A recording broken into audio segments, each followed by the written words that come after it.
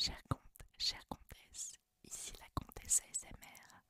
On se retrouve aujourd'hui pour mon podcast de Compte sur moi qui est une lecture chuchotée, disponible également sur Spotify. Et aujourd'hui, on fait la partie 2 des Misérables de Victor Hugo.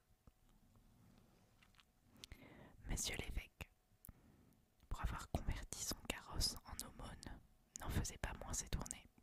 C'est un diocèse fatigant que celui de Digne. Il a fort peu de plaines, beaucoup de montagnes, presque pas de route. On l'a vu tout à l'heure, 32 cures, 40 et un vicariat et 285 succursales. Visiter tout cela, c'est une affaire, monsieur l'évêque en venait à bout. Il allait à pied quand c'était dans le voisinage, en carriole dans la plaine, en cacolé dans la montagne. Les deux vieilles femmes l'accompagnaient. Quand le trajet était trop pénible pour elles, il allait seul. Un jour, il arriva à Sénèze, qui est une ancienne ville épiscopale montée sur un âne. Sa bourse, fort à sec dans ce moment, ne lui avait pas permis d'autre équipage.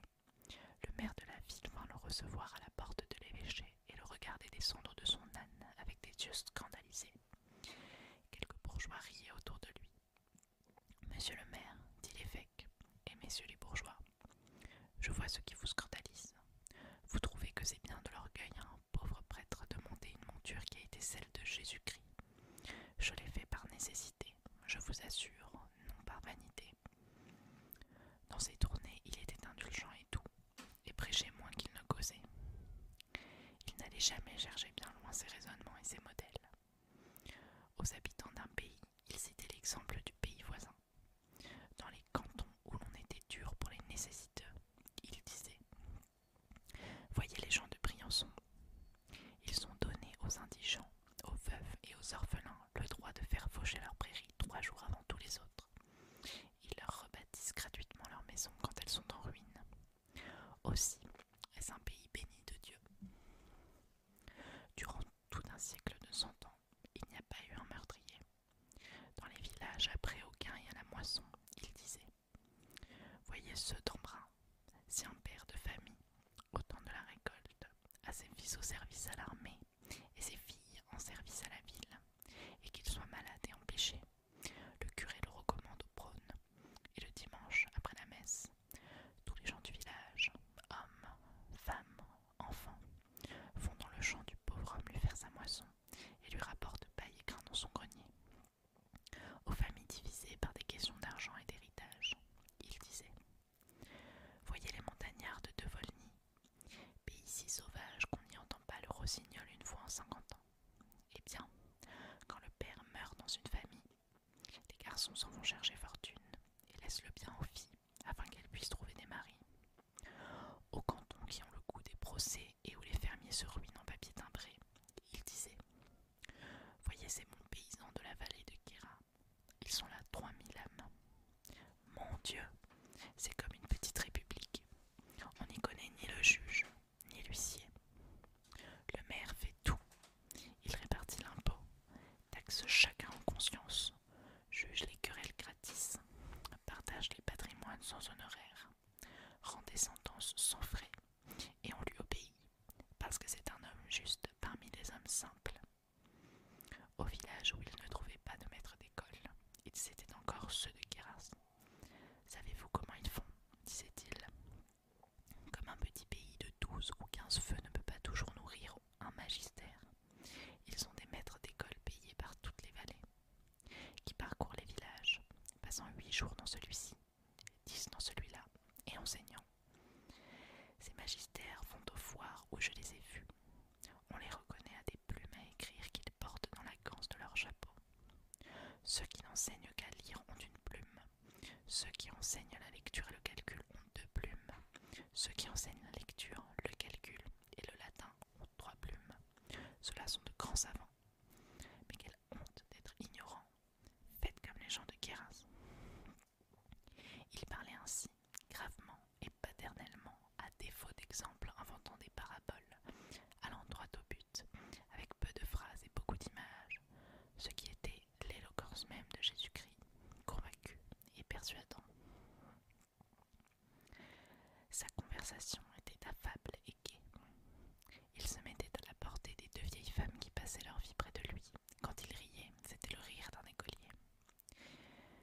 Madame Magloire l'appelait volontiers votre grandeur. Un jour, il se leva de son fauteuil et alla à sa bibliothèque chercher un livre. Ce livre était sur un des rayons d'en haut. Comme l'évêque était d'assez petite taille, il ne put y atteindre. Madame Magloire, dit-il, apportez-moi une chaise. Ma grandeur ne va pas jusqu'à cette planche. Une de ses parentes éloignées, Madame la comtesse de Law, laissait rarement échapper à une occasion d'énumérer en sa présence ce qu'elle appelait les espérances de ses 3 fils. Elle avait plusieurs ascendants fort vieux et proches de la mort, dont ses fils étaient naturellement les héritiers. Le plus jeune des 3 avait à recueillir d'une grande tante 100 bonnes 1000 livres de rente. Le deuxième était substitué au titre de duc de son oncle. L'aîné devait succéder à la pairie de son aïeul. L'évêque écoutait habituellement en silence ces innocents et pardonnables étalages maternels. Une fois pourtant, il paraissait plus rêveur que de coutume, tandis que Madame de Law renouvelait le détail de toutes ses successions et de toutes ses espérances. Elle s'interrompit avec quelque impatience. « Mon Dieu, mon cousin, mais à quoi songez-vous donc ?»« Je songe, dit l'évêque, à quelque chose de singulier, qui est, je crois, dans saint Augustin. Mettez votre espérance dans celui auquel on ne succède point. » Une autre fois, recevant une lettre de faire part du décès d'un gentilhomme du pays, où s'étalèrent une longue page, outre les dignités du défunt, toutes les qualifications féodales et nobiliaires de tous ses parents. « Quel bandeau à la mort !» s'écria-t-il. « Quelle admirable charge de titres on lui fait allègrement porter, et comme il faut que les hommes aient de l'esprit pour employer ainsi la tombe à la vanité. » Il avait dans l'occasion une raillerie douce, qui contenait presque toujours un sens sérieux. Pendant un carême, un jeune vicaire vint à Digne et prêcha dans la cathédrale. Il fut assez éloquent. Le sujet de son sermon était la charité. Il invita les riches à donner aux indigents, afin d'éviter l'enfer qu'il peignit le plus effroyable qu'il put, et de gagner le paradis qu'il vit désirable et charmant. Il y avait dans l'auditoire un riche marchand retiré, un peu usurier, nommé Monsieur Géborand, lequel avait gagné 2 millions à fabriquer de gros draps, des serges, des cadis et des gasquets. De sa vie, Monsieur Géborand n'avait fait l'aumône à un malheureux. À partir de ce sermon, on remarqua qu'il donnait tous les dimanches 1 sou aux vieilles mendiantes du portail de la cathédrale. Elles étaient 6 à se partager cela. Un jour, l'évêque le vit faisant sa charité et dit à sa sœur avec un sourire : « Voilà Monsieur Géborand qui achète pour 1 sou de paradis. » Quand il s'agissait de charité, il ne se rebutait pas même devant un refus, et il trouvait alors des mots qui faisaient réfléchir. Une fois, il quêtait pour les pauvres dans un salon de la ville. Il y avait là le marquis de Champpercier, vieux, riche, avare, lequel trouvait moyen d'être tout ensemble ultra-royaliste et ultra-voltairien. Cette variété a existé. L'évêque arrivé à lui toucha le bras. « Monsieur le marquis, il faut que vous me donniez quelque chose. » Le marquis se retourna et répondit sèchement : « Monseigneur, j'ai mes pauvres, donnez-les-moi. » dit l'évêque. Un jour, dans la cathédrale, il fit ce sermon : « Mes très chers frères, mes bons amis, il y a en France 1320 000 maisons de paysans qui n'ont que 3 ouvertures, 1817 000 qui ont 2 ouvertures, la porte et une fenêtre, et enfin 346 000 cabanes qui n'ont qu'une ouverture, la porte. Et cela à cause d'une chose qu'on appelle l'impôt des portes et fenêtres. Mettez-moi de pauvres familles, des vieilles femmes, des petits-enfants dans ces logis-là, et voyez les fièvres et les maladies. Hélas, Dieu donne l'air aux hommes, la loi le leur vend. Je n'accuse pas la loi, mais je bénis Dieu. Dans l'Isère, dans le Var, dans les 2 Alpes, les hautes et les basses, les paysans n'ont pas même de brouette. Ils transportent les engrais à dos d'homme, ils n'ont pas de chandelle, et ils brûlent des bâtons résineux et des bouts de corde trempés dans la boue à résine. C'est comme cela dans tout le pays au du Dauphiné. Ils font le pain pour 6 mois, ils le font cuire avec de la pousse de vache séchée. L'hiver, ils cassent ce pain à coups de hache et ils le font tremper dans l'eau 24 heures pour pouvoir le manger. Mes frères, ayez pitié, voyez comme on souffre autour de vous. Né provençal, il s'était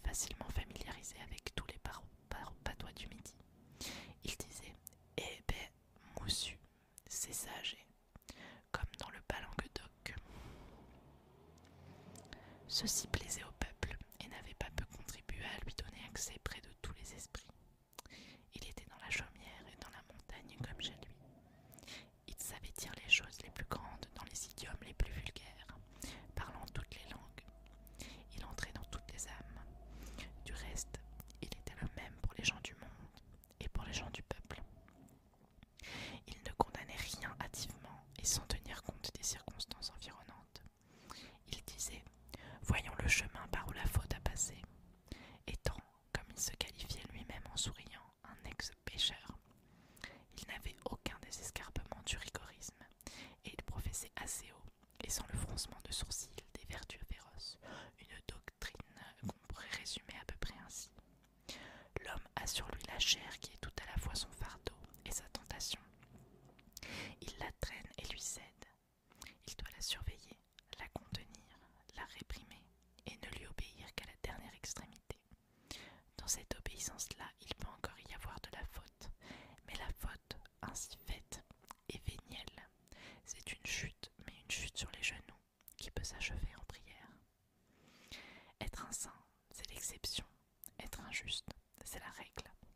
Errez, défaillez, péchez, mais soyez des justes. Le moins de péché possible, c'est la loi de l'homme. Pas de péché du tout est le rêve de l'ange. Tout ce qui est terrestre est soumis au péché. Le péché est une gravitation. Quand il voyait tout le monde crier bien fort et s'indigner bien vite, « Oh, oh !» disait-il en souriant. « Il y a apparence que ceci est un gros crime que tout le monde commet. Voilà les hypocrisies effarées qui se dépêchent de protester et de se mettre à couvert. » Il était indulgent pour les femmes et les pauvres sur qui pèse le poids de la société humaine. Il disait « Les fautes des femmes, des enfants, des serviteurs, des faibles, des indigents et des ignorants sont la faute des maris, des pères, des maîtres, des forts, des riches et des savants. » Il disait encore « À ceux qui ignorent, enseignez-leur le plus de choses que vous pourrez. La société est coupable de ne pas donner l'instruction gratis. Elle répond de la nuit qu'elle produit. Cette âme est pleine d'ombre. Le péché s'y commet. Le coupable n'est pas celui qui fait le péché, mais celui qui fait l'ombre. » Comme on voit, il avait une manière étrange et à lui de juger les choses. Je soupçonne qu'il avait pris cela dans l'Évangile. Il entendit un jour conter dans un salon un procès criminel qu'on instruisait et qu'on allait juger. Un misérable homme, par amour pour une femme et pour l'enfant qu'il avait d'elle, à bout de ressources, avait fait de la fausse monnaie. La fausse monnaie était encore punie de mort à cette époque. La femme avait été arrêtée émettant la première pièce fausse fabriquée par l'homme. On la tenait, mais on n'avait de preuves que contre elle. Elle seule pouvait charger son amant et le perdre en avouant. Elle nia. On insista. Elle s'obstina à nier. Sur ce, le procureur du roi avait eu une idée.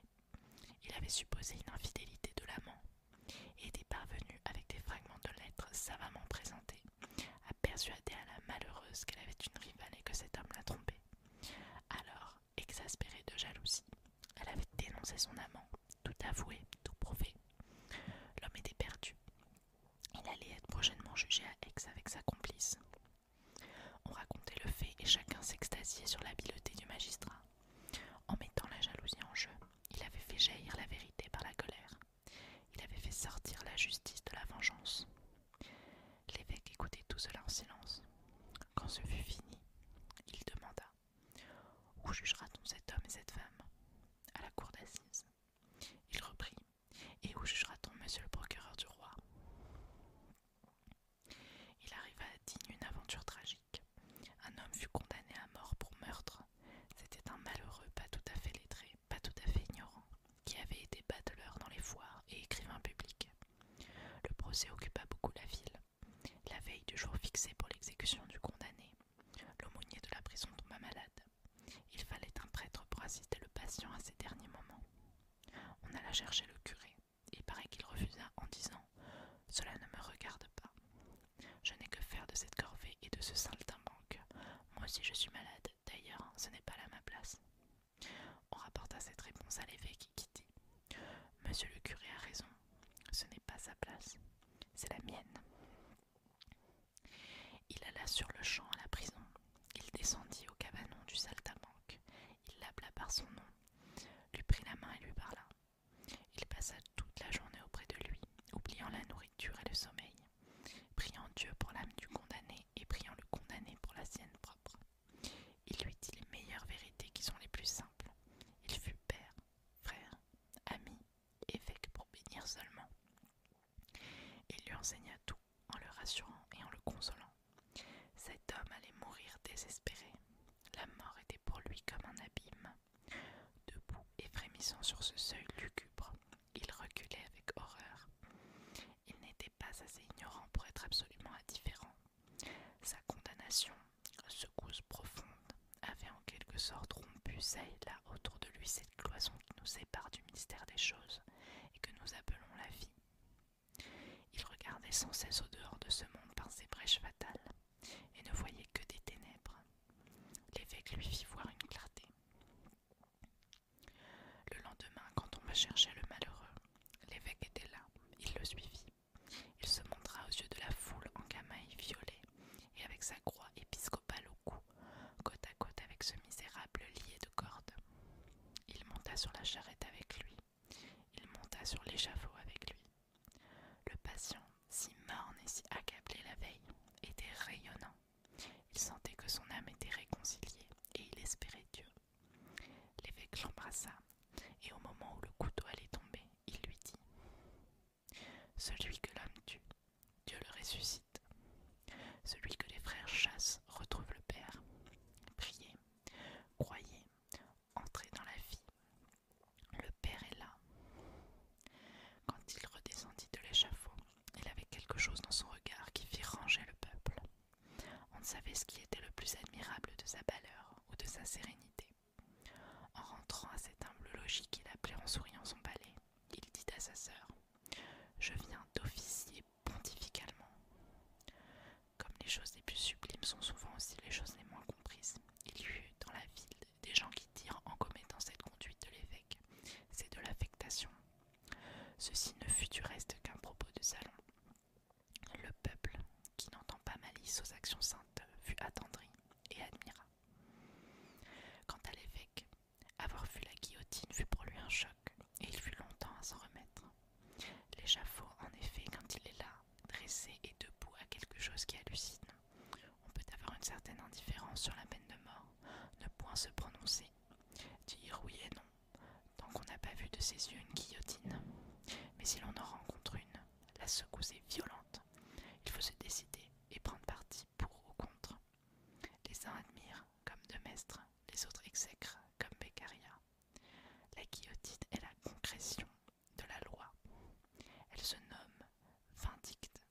Elle n'est pas neutre et ne vous permet pas de rester neutre. Qui l'aperçoit frissonne du plus mystérieux des frissons. Toutes les questions sociales dressent autour de ce couperet leur point d'interrogation. L'échafaud est vision. L'échafaud n'est pas une charpente. L'échafaud n'est pas une machine. L'échafaud n'est pas une mécanique inerte faite de bois, de fer et de cordes.